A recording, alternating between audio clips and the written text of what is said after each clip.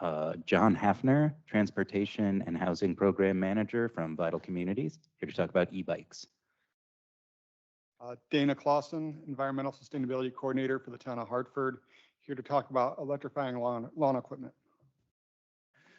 Well, thanks for having me here. I'm really excited to talk about e-bikes, and not just because I'm an avid e-bike user myself. I love it. I love my e-bike. I'm happy to talk about it anytime, but also at Vital Communities, we run some e-bike programming in concert with a bunch of wonderful volunteers and really see it as an effective area for driving transportation solutions and clean transportation solutions in particular here in the Upper Valley. So you can go to the next slide there, Tad.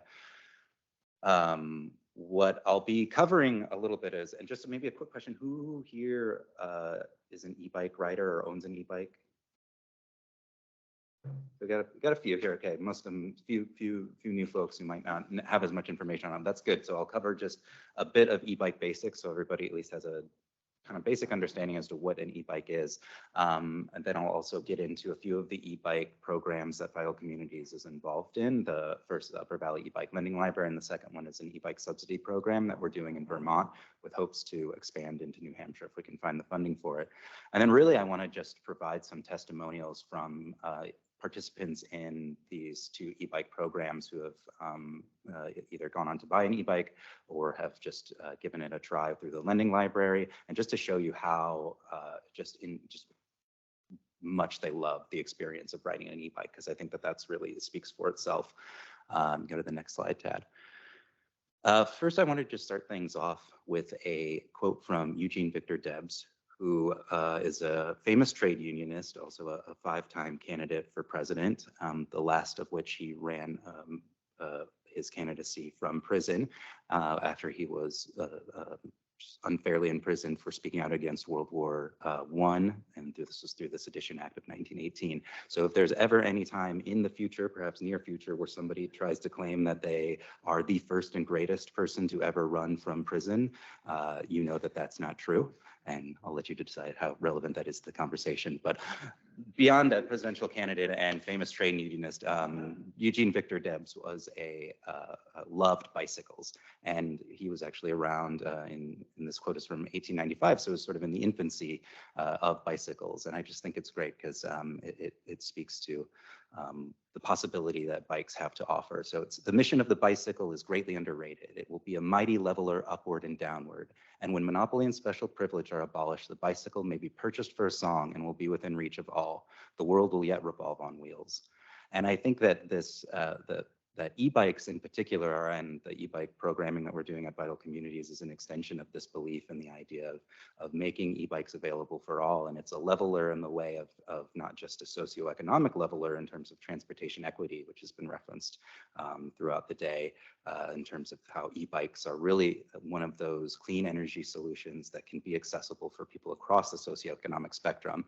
But it's also a leveler geographically and physically, in that it really changes the way that you can bike around a hilly region. It flattens it out. It just opens up different landscapes and possibilities to the rider.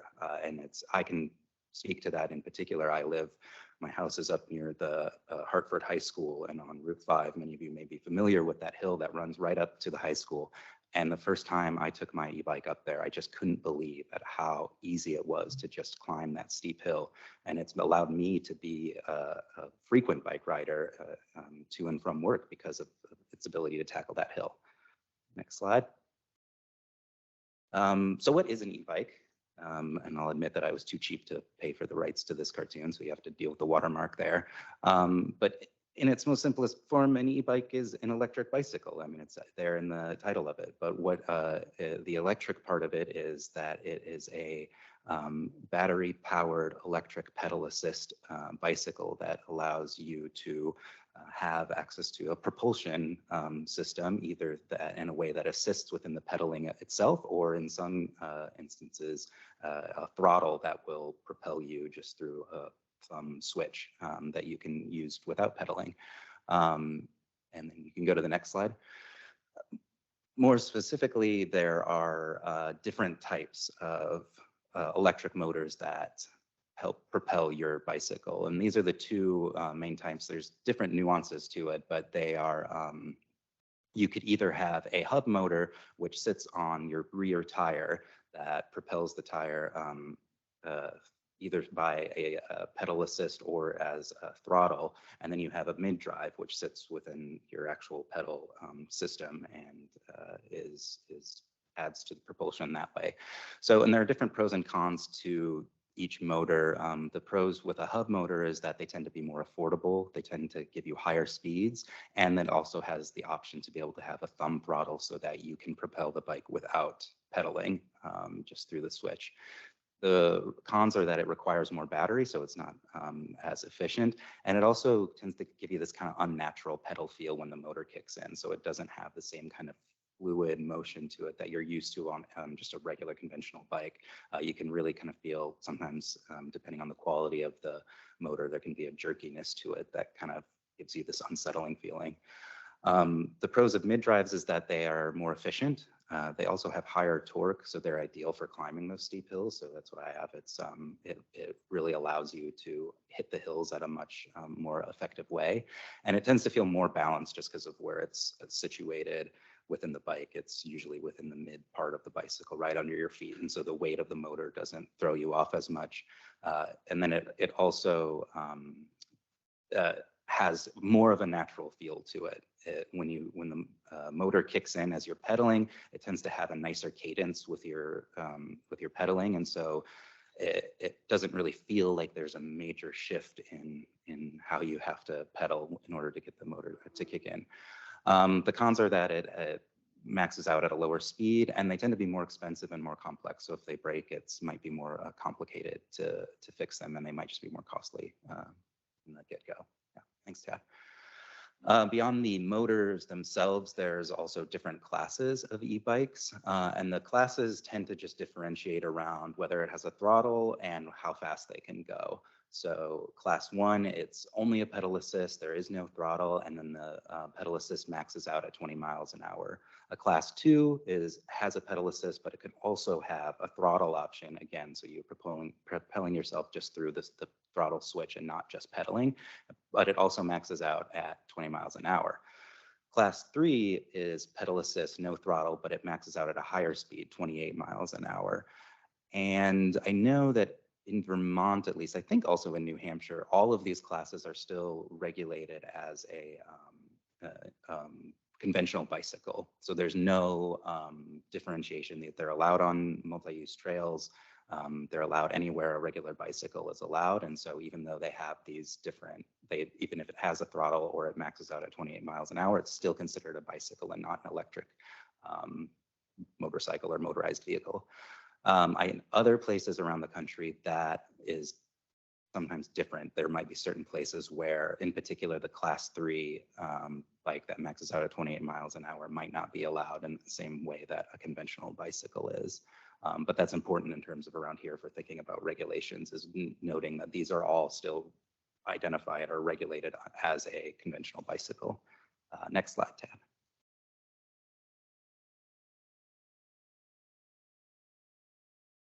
Up there.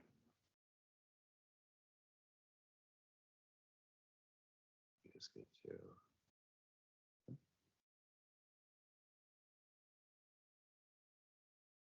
All right. I can start. Oh, there we go. All right.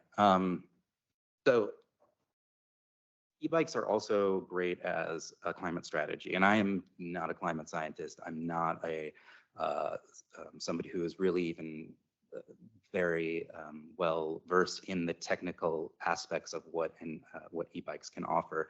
So I put some sources on here.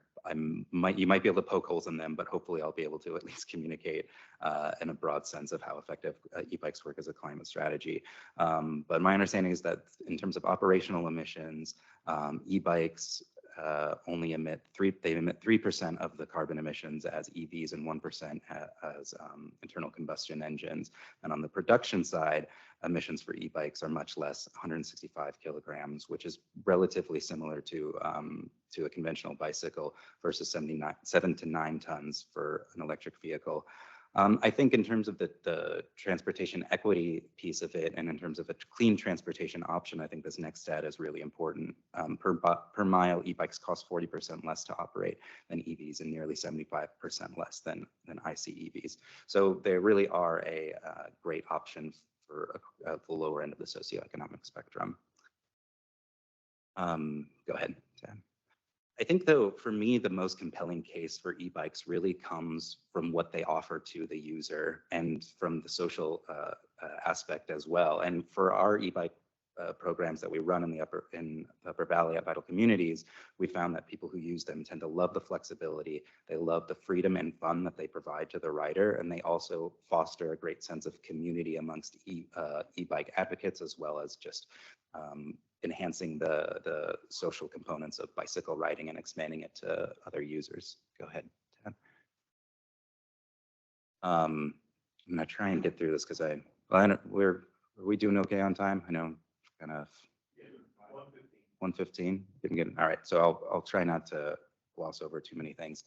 But one of the things that we run, and we've got a great volunteer here, Carl Kemnitzer, with the Upper Valley e-bike lending library. And this is an opportunity to connect e-bike enthusiasts with people who are curious about e-bikes themselves and try it out before they actually want to purchase a bike. But the e-bike lending library is a fleet of 4 e-bikes that are available to borrow during the spring and summer and fall months. It's run by about 25 really dedicated volunteers who are e-bike enthusiasts and advocates. And then the bikes themselves are maintained by Todd Tuning, who runs Cowbell Mobile Bike Shop, who is here outside. Go ahead to the next slide. So the primary goal of the e-bike lending library is to increase e-bike usage rates and awareness of e-bikes as a viable transportation model within the Upper Valley and New Hampshire. And like I said, it's really connecting the e-bike champions that are volunteering and running the e-bike lending library with those in their towns who might be curious and want to give e-bikes a try. Go ahead to the next slide. So this is the fleet. There's a really diverse mix of bikes that are available. There's the Rad Mini, which is a folding bike, the smallest bike. There is a bike that is a conversion from a conventional bike into an e-bike. And was that one that you built, Carl? That you built the Bianca? Yeah.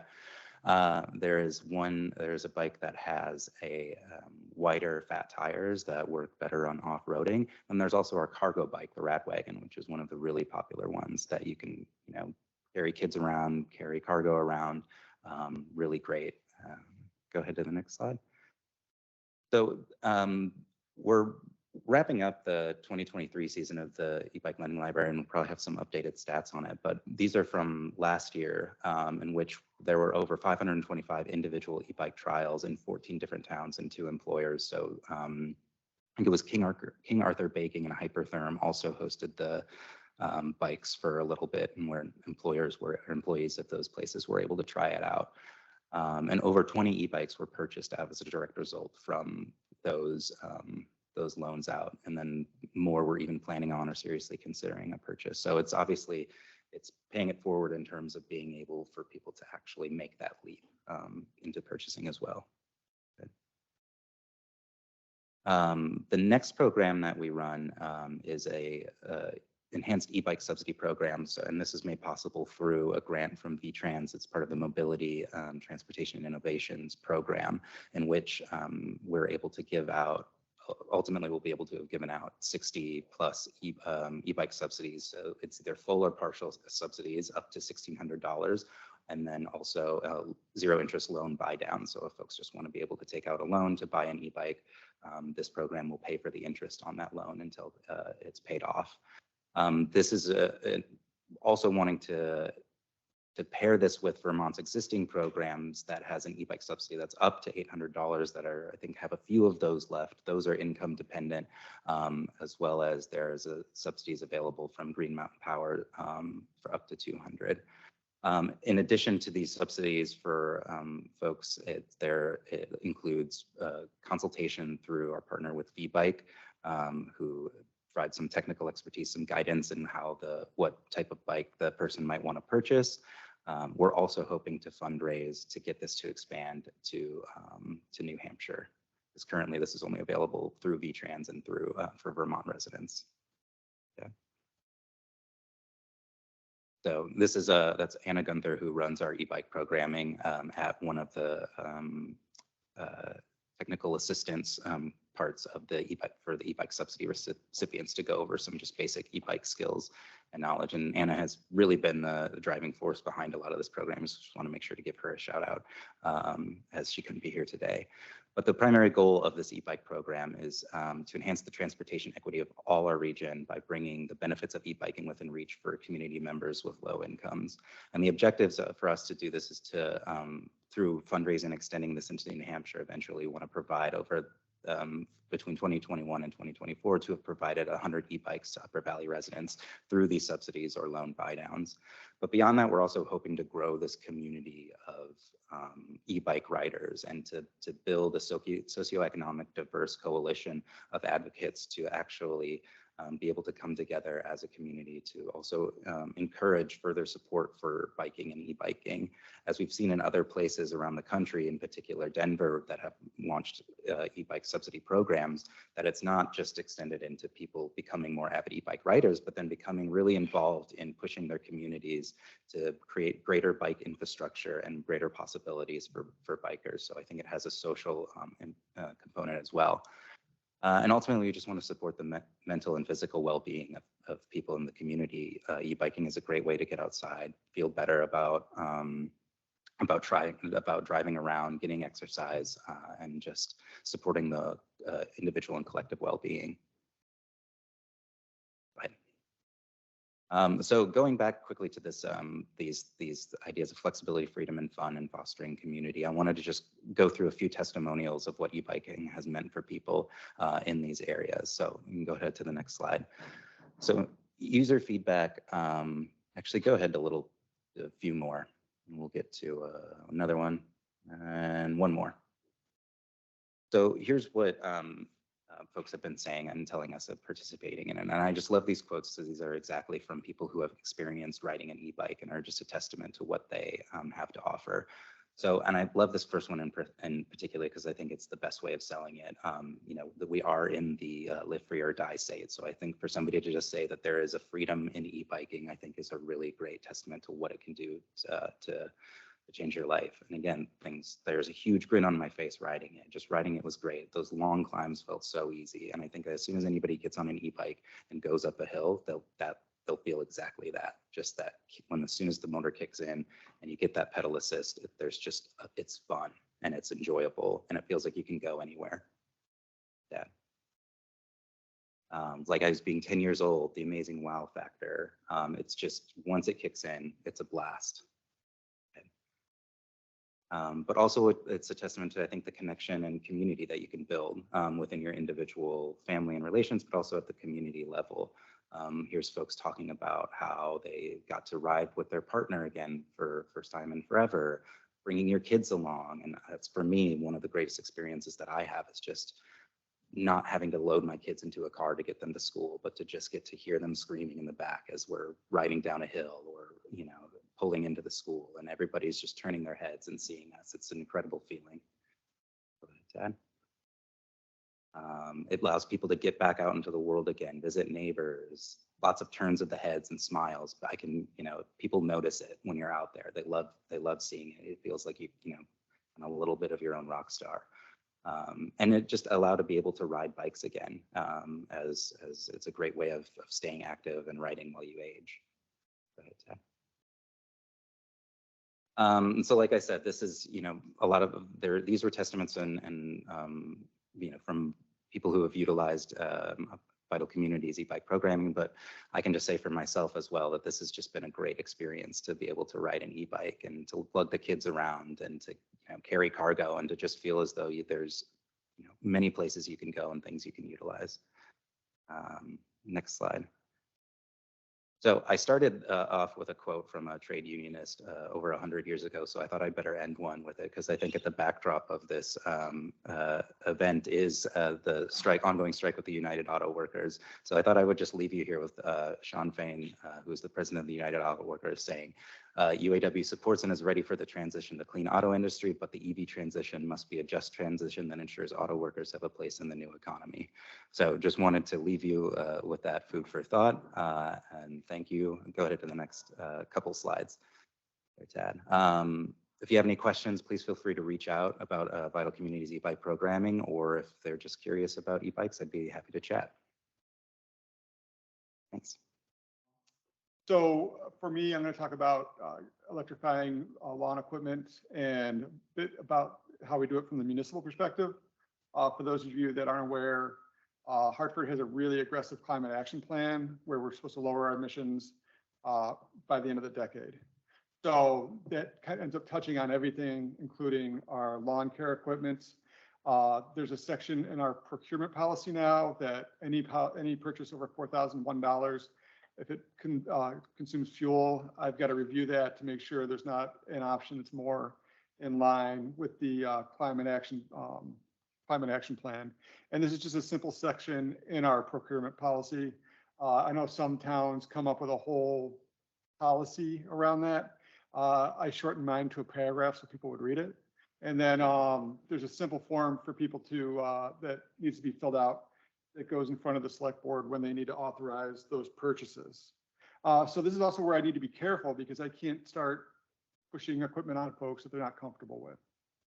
It's something I try to be really, really cautious about. And with a lot of the work I do with various departments, they're the ones that come up with the ideas. And then I'm the one who gets to show up at events like this and pretend like I did that. But I kind of just, help facilitate their ideas or make stuff happen. The only guidance I really give folks is, we want to be careful. We want to make sure our equipment's commercial grade, does what it does, it needs to do. I like being an early adopter, but my personal role is I want to make Hartford number 2. Because the number 1 guy is going to experience all the problems that they need to work out. So I want to make sure things have been vetted and are working well. I also try to encourage the departments to find a manufacturer that they like, or 1 or 2, and stay with that person, stay with that manufacturer. So things like the batteries are interchangeable. And also, if there's any proprietary tools needed to work on that equipment, we don't have to go out and buy a new set for each individual thing we have. And then from personal experience, and I've tested this at the town level with electric equipment, you're going to get what you pay for. I bought a cheap $50 drill, and it was a cheap $50 drill. And from the same manufacturer, I've bought more expensive equipment, and it worked like more expensive equipment.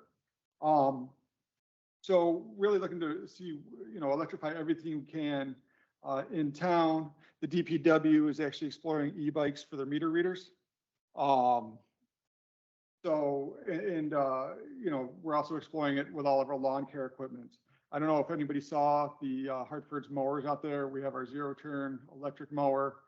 We bought that 2 weeks ago. So far, the guys have really liked it. But some of this equipment also serves other kinds of practical purposes. Last year, the DPW water chief called me up and said, "Hey, can we get an electric mower for the freshwater pump? Because we're not allowed to store a fuel combustion engine vehicle or combustion engine equipment here." So when they went to mow the lawn, they had to go get the truck, go to the headquarters, pick up the mower, bring it out, mow the lawn, throw it back on the truck. So now they have a mower just on site that they can use. But again, it was about getting a good quality mower, one that that everybody really liked. We did borrow. I mean, those mowers out there were probably about a little over a year of doing research. We borrowed a mower last year from a manufacturer. The Parks and Rec guys said, "No, we don't like how it handles." They were getting a little nervous on when they would mow on sideways on a hill because it wasn't what they were used to, and they didn't want to end up, you don't want to end up putting anybody in danger. And it was interesting because when the dealer came to pick it up, I said, "Hey, this is the guy's feedback." They said they weren't completely comfortable with the handling, and his response was, "Yeah, I've heard that before." So, There was a Park and Rec conference earlier this summer. We went to it. Toro was there, and everybody really liked this mower. It's basically the same as a combustion engine mower. The only difference is it's electric. But as far as the housing, the blades, everything like that, it's very similar to their combustion engine stuff. So shop around, either if you're a department or, an organization, don't rush to a decision. Make sure that what you're buying is something that you're comfortable with, that it's going to meet your need, and go with that. And then there's been some other benefits with the electric equipment as well. Not only can we store them in sensitive areas like near water supplies. I heard from the Vermont State Department of Parks and Rec that they've gone all electric with their equipment.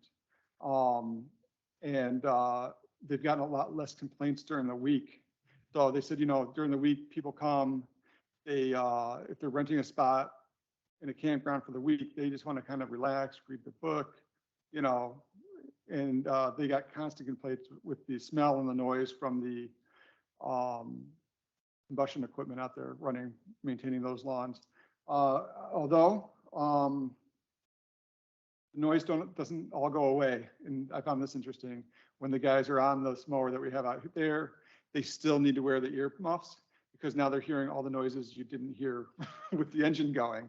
And actually, my Parks and Rec director, Scott, who's out there today, told me he had heard from the dealer that Parks and Rec's department in Connecticut kept calling him going, it's falling apart, it's shaking itself apart. And the dealer's going, no, those noises have always been there. You just didn't hear them before. But we're also excited that we're not polluting the parks where kids are out there playing. And we're in line with moving away so that we're going to start looking to have an electric option for everything at the Parks Department. We're hoping to do that by next year. I have a reserve fund, and for that reserve fund, I need to get a commission vote on that to use those funds. So right now, I'm just waiting for the Parks and Rec Department to come up with a price point to go for all electric equipment. And not everything is here yet. Right now, what they're waiting for is I don't know what this is actually. It's kind of a tool where they have a broom on the end, and they can't find one with enough torque. So if it's not here yet, it's not here yet. And it kind of goes back to, with this transition to electric, you don't want to force things on people. You want to make sure that you're finding equipment that everybody's comfortable with and it's meeting the need. I mean, my biggest fear is to buy an electric mower the guys hate, and I keep getting calls. Hey, Dana, I don't know how it happened, but it's in the river. Come get it. So I really, I really take their feedback seriously, and I really appreciate it. Because the other thing, great thing about Hartford is everybody's pretty on board, and because of our climate action plan, people are taking it seriously. I have not had anybody argue with me in the 2 years that I've been there. Don't worry, it's a natural phenomenon. It'll get better. Everybody knows. I mean, our Parks Department now knows that the growing season's getting longer. They've already seen it this year. The DPW, who's going to take a brunt of climate change, with floodwaters and whatnot, they're well aware, and they know things aren't like they used to be, especially because a lot of those guys are snowmobilers, and it's not. That season is down to maybe one day now. So, and the other thing that I would encourage folks to do is get to know the resources that are out there, and get to be in contact with somebody. I mean, one of the greatest things about working for a town is that I have a specific contact at GMP. I have specific contacts at Efficiency Vermont. And for those mowers, we're getting a $2,500 rebate from GMP. It's not on their website. And also what is on their website is for residential. And for the residential mower, you need to purchase the mower in Vermont. So when we were looking at getting the rebates, I was like, oh my God, do we need to do this? And I got an answer within hours. And they said, no, it doesn't need to be purchased within Vermont because for commercial grade equipment, there's not really a lot of value. There's not a distributor in the state. So they waived it for that. But if I didn't know somebody there, we might have missed out on that rebate. Efficiency Vermont is great as well. And, you know, they go to them for rebates. I know you guys have somebody here in New Hampshire. I just can't think of who it is. And then also with lawn care equipment, make sure that you understand the rebates and not just from the guy trying to sell you the equipment. Make sure that you have like a valid source because, like I said, mowers need to be purchased in Vermont. There's other kinds of stipulations like that with equipment, and you want to be clear that you don't end up buying something and cutting yourself out of, you know, losing out on a rebate. And then also, I just saw Peggy here with Vermont Clean Cities Coalition. If you're not familiar with those guys, there's Clean City Coalitions in a number of states. New Hampshire has one. And they're basically a DOE funded group in these states to help electrify and go green for stuff. And she's been a great resource. When we bought these mowers, they were bought out in ARPA funds. And we had some select board members that are a little wary of getting the mowers and they wanted more information on electric mowers. So we had this meeting on Tuesday night, select board meeting, and it went late. And they said, bring us back more information on electric mowers. And so we can make a decision on Thursday. So I went home and I sent Peggy an email at 12:30 in the morning saying, hey, I need more information on electric mowers in the next 36 hours, please. And, you know, sent that off at 12:30 in the morning. I said, that doesn't look weird. You know, it's not going to look like I'm out of my mind. And she got back to me, you know, the next day with some resources so that I could go back to the select board and say, hey, you know, this is as objective as I can get. This isn't from a manufacturer. This isn't from some kind of organization pushing these things. This is, you know, folks that we want to get the research from. And then finally, one of the things that I think is just, don't be surprised by it. You know, we're going to go through growing pains. If you get something and it doesn't work out, you know, some they're working the kinks out on some stuff. So, you know, but there's progress. Everything's heading in this direction. We can sit here and shake our tiny fist all we want, but you know, we're not going to stop the progress. So I think that's one thing we just kind of have to accept. Questions? I have a question about e-bikes, and I guess my personal perception is that there's two basic points of conflict, if you will. And one is if I'm out walking or jogging on a multi-use trail, the e-bike is going to appear and scare me even faster than the regular bikes do. So, and then the other one is if I'm driving on a highway, and I've experienced this several times, which is I underestimate the speed at which the bicycle is traveling because I'm used to a non-powered thing. And so I pull back in and I realize, wow, I almost hit that person. So I don't know if the answer to that is just get over it or what. I mean, I think there are a couple of things at play there. I think the first is that e-bikes, as they've been designed, do tend to operate simply as conventional bicycles. And so even though they're having the electric assist to it, they're not going that much faster than a conventional bicycle often. People can go up to 28 miles an hour on a conventional bike. So without having the e-power. I think the main point there, though, is that these conflicts tend to happen because bikes are competing with pedestrians for infrastructure, because most of the infrastructure available for transportation is dedicated to car travel. So I think the issue is should be less about blaming e-bikers or bikers in general for taking up pedestrian space, but for cars taking up all of the space that's available for travel, and the pedestrians and bikers have to compete for these few designated places on multi-use paths that are actually dedicated for safe travel for bikers and pedestrians. So my response to that would be to advocate for greater biking infrastructure as well as pedestrian infrastructure and make more space for other modes of travel outside of just car travel. Well, my solution to that is to, when I'm walking, wear a safety vest. But I have another question regarding e-bikes. What models have regenerative braking? Maybe they all do. I don't know. That's a really good question, and I'm gonna just see if maybe Carl can help me out with that, since I'm not really the text guy. How common is that, Carl, to have regenerative braking in e-bikes?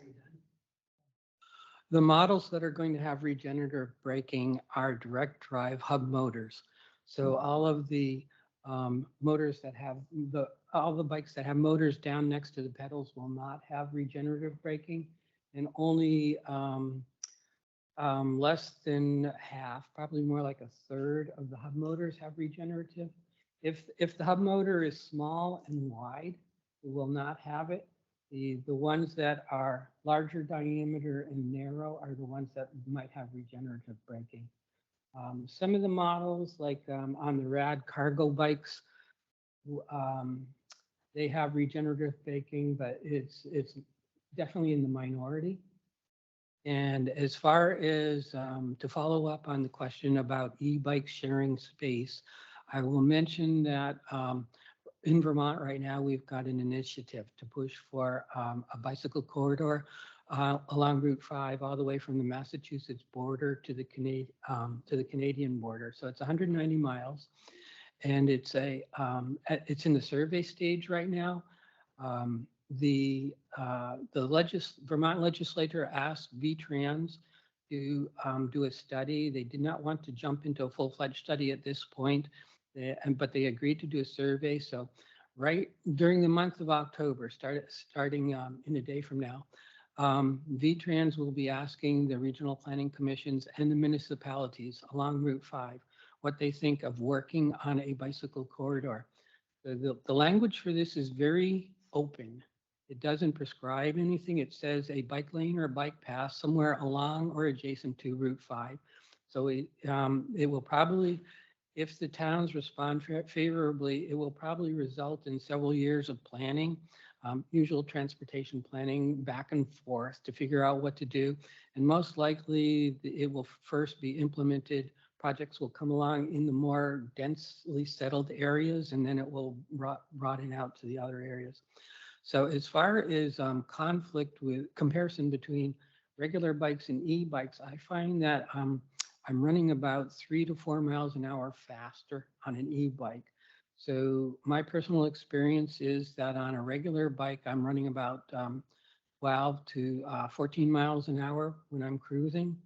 And on an e-bike, I'm running more like 16 to 18 miles an hour. So it is a bit faster, but it's not a huge difference. And as John has said, regular bikes are capable of going 25 miles an hour. So it's just something to be thought about. There's more bikes on the road, and it would be nice if we did some better road design, road planning in order to accommodate them. It's a win-win for both the bicyclists and the car drivers. So if you happen to know anybody in a municipality on Route 5 in Vermont, we talked to them about this bike corridor that's in the works. Thanks for mentioning that, Carl. Just to ask for clarification on which variety of those two basic e-bike types is the hub mounted version. You had a slide with two pictures. Yeah, so the hub is the one that it sits on the rear wheel of the bike, whereas the mid drive sits in the pedals. Okay, so is the hub the one that was described as more complicated or less complicated? Less complicated and more affordable. And but lower battery life. Less efficient, but usage of battery. It tends to require more energy to use, and so the battery drains out. And I don't know too if that's just the design, or that those do have the option often to have a throttle on it, and a throttle will drain the battery faster than a pedal assist. So maybe that's one of the reasons why the mid drive has been able to be more efficient, because they don't have a throttle. But generally, that's as I've read and understood it. Would you? Okay. Well, with regenerative braking, that cancels out some of the pedaling usage. Potentially, yeah. Or the battery usage, I should say. Yeah. Yes, thank you. Yep, thank you. So I'll add a comment that on my cargo bikes, I've had some very good meters on the first 3 cargo bikes, and I found that on a bicycle, there's not much speed and not much mass. And so the regenerative braking generally gave me back about 1 to 6% of the energy that I used on a trip. It's not like in an EV where you have the speed and mass to actually get some energy back. This is most of your energy on a bike is lost to wind resistance. So you don't get the kinetic, you don't get coasting down hills or momentum from a regeneration on a bike. It's gone with the wind. We're looking to get a lawnmower for home. So is there somebody at the expo that maybe we can talk to about what they recommend and what sort of incentive programs there might be? Which state are you in? New Hampshire. I did not see anybody out there. There's supposed to be another gentleman with lawn care equipment, but he didn't show. Maybe Sherry has his contact information. Okay. Yeah, because I'm not sure what incentives are out there in New Hampshire. Okay. Yes, I just wanted to follow up. I wasn't, I mean, generally in favor of more people using e-bikes. I just think that a lot of, I mean, I've seen a lot of regulations going into effect for various land managers. And, you know, you'll see a sign that says no e-bikes, even though regular bikes are allowed. And so somebody is perceiving that there's more of a conflict, especially if the land is supposed to be for quiet contemplation, natural beauty, et cetera. Are those people just your view is that the people that are doing that are deceived, or what? I mean, I don't know if I'd want to, say that they've been particularly deceived, but I think that the impression that there is an issue is maybe a bit unfounded. Just lack of understanding maybe is more about it, that there isn't as much of a communication or a dialogue that's gone on. And so I think when there is a lack of understanding, the opportunity arises for, I think, the discourse to be more combative than it needs to be. I think that my take is that, there is lots of space on the road for people, and that it's much more about just understanding how to share the road than it is through direct regulation of any particular user, especially vulnerable users, which do include e-bikers. They're just because they have a motor and a pedal assist doesn't mean that they are any safer than a conventional bicycle when it comes to any interaction with a car.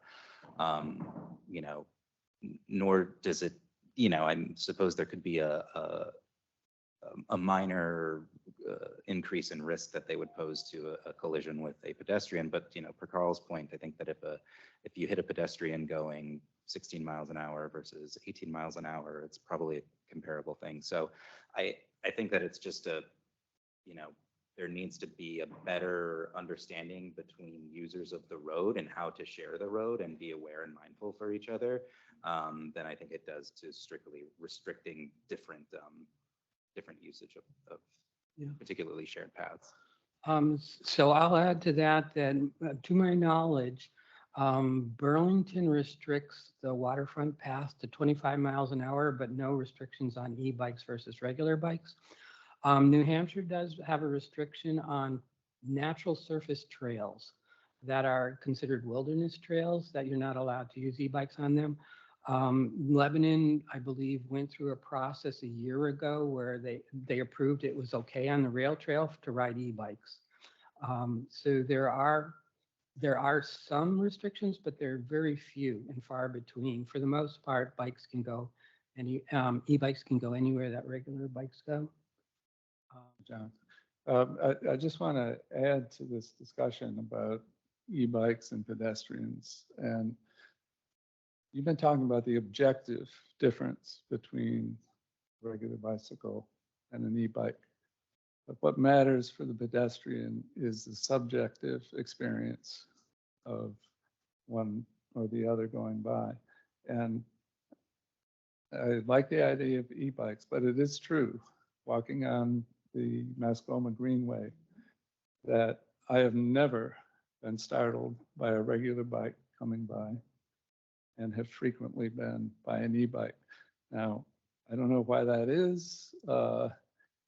Some of it is, I feel like the e-bike riders don't understand how soon they should be warning you, with coming on your left or something like that. But it's quite a different subjective experience than the objective differences in speed would suggest.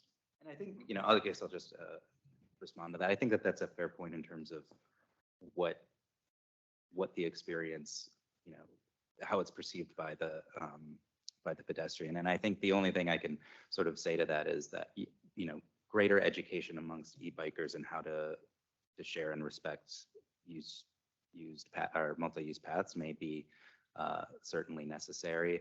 And again, I think mostly though it boils down to the fact that there's just such limited pedestrian and bike infrastructure at all. And so we're all sitting here, different users of e-bikes, conventional bikes, people in strollers, people in wheelchairs, pedestrians, they're all competing for the Mascoma River Greenway. And there just needs to be more Mascoma River Greenways in our region, I think, is the answer to that. We're working on it. Yeah. Actually, it's a pretty amazing objective that the city's been working on for not only extending Mascoma River Greenway. We have projects that are underway to do that, but vision that we're really working on from planning and development's perspective is just to be able to link Lebanon, West Lebanon, Hanover, and then back to Lebanon, and have that be a really seamless, safe, walkable, bikeable way to journey. It may take a while, but that's our goal. Yeah, I read the report that was done on using the bridge to connect over to White River Junction. And I will say with the Route 5 corridor that I've heard from the Federal Rails to Trails program that they would love to see this corridor put together because it would connect Lebanon to St. Johnsbury on the Rail to Trails network. This is a big link that's missing in the network. I had one quick question. I have a 13-year-old son who needs his dad's taxi service, sometimes is otherwise occupied in economic development committee meetings and can't get somebody to do a football practice or a game. What kind of e-bike would you recommend for sort of a novice beginner? And what kind of charging infrastructure, if any, do you need available at either end of that equation to be able to make sure that as you take off, you've got a full charge? It's a good question. Charging can be done just through a conventional home outlet, and my battery charges in 2 hours all the way to full, and then it has a 35-mile-ish distance to it, and that's a big cargo bike, and that's going up hills and things like that. So I think charging, I'm not doing super long trips, but I biked here from White River Junction and we'll be able to get back and no problem. And so I think charging is pretty versatile. In terms of a bike that I think would probably be good for a 13-year-old, I mean, I really think that the folding bikes are really great in terms of for being able to get around places, but then also be able to take them. I can imagine if like your kid was going to a practice and bike there and then decided that people were going to go get ice cream or something, whatever kids do these days, load it into a car with somebody else and tag along, easy to get on transit, things like that. Just another shout out to Advanced Transit for having amazing bike racks that can fit e-bikes. But I think folding e-bikes are a really versatile thing that I imagine work well for young users.